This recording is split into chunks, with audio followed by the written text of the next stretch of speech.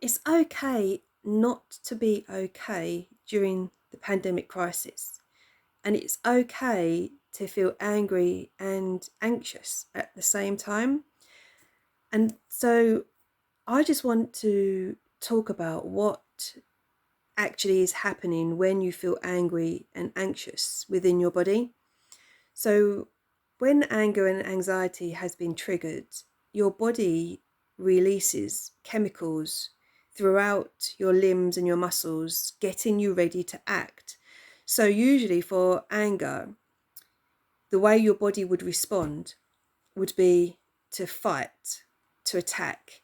And that's because your survival instincts has been instigated and the fight or flight response has been activated. So hence anger initiates fight. So you want to attack. Whereas anxiety instigates the flight response. So you want to retreat and you want to escape. So there are many people who are probably functioning on anxiety at the moment and being sensible by self-isolating, staying indoors to prevent the spread of the virus.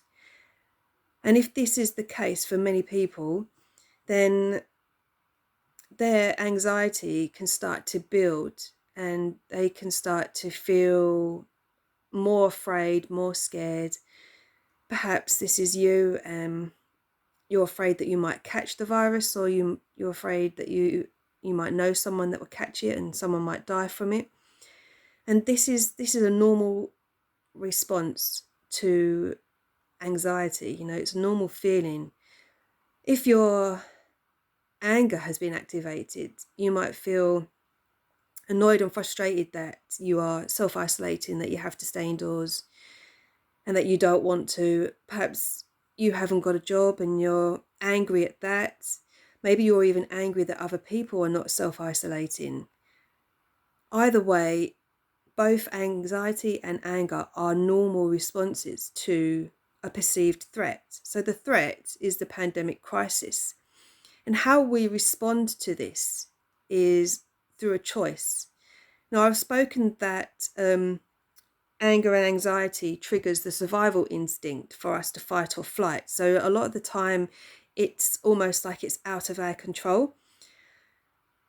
And so, therefore, what I wanted to offer you today are some tips on how you can start to function through thinking rather than reacting instinctively. So, here are some things to do. First of all, write down your thoughts and feelings. If you're angry or you're anxious, either way, it doesn't matter. Just write down what it is that you're feeling, and really, really go to town on a piece of paper.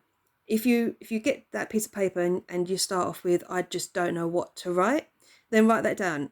I just don't know what to write. Or you could start by writing, this is a waste of time, then write that down. Whatever you're thinking, start off with that. Just get it out on paper.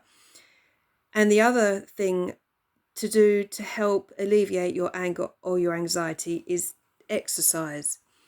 So there are many videos on YouTube for exercise. And I appreciate that some people might not have YouTube. And if that is the case, then create your own exercise regime. So, for instance, you could do 10 jumping jacks, or you could run up and down the stairs 5 times. You could even plank, like do daily goals of how long you could plank for. The reason why exercise is really, really good for alleviating anger and reducing anxiety is your instincts has sent out all these chemicals, like I said, to prepare you to either run away or fight. And if you don't run away or fight, the energy stays in your body, which can ultimately create more physical problems, such as you can't sleep properly, you might get stomach problems, you might have headaches. That's because all these chemicals are still in the body. So exercise is really, really key to get that energy out. And the other tip that I would like to offer you is to stay connected with other people. For you watching this right now, I would assume that you have some sort of access to the internet and a video device. So perhaps set up some virtual coffee mornings or tea, and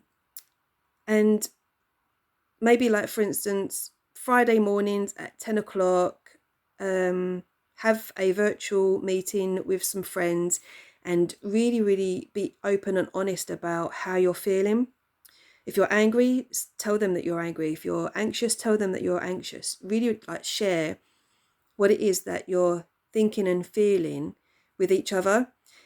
And we are all in this together. So your friends will probably be feeling the exact same way. They may not be expressing it in the same way. And that's why I'm hoping that this video will offer some sort of tips and advice on how you can manage your anger and anxiety better during the pandemic crisis. So just to recap, keep an anger journal, write down your thoughts and feelings, do some exercise, jumping jacks, running up and down the stairs, a YouTube video, and connect with your friends or even your work colleagues. And if you would like some professional support, I have got some 20-minute video call slots available that you could access, which I really want to help.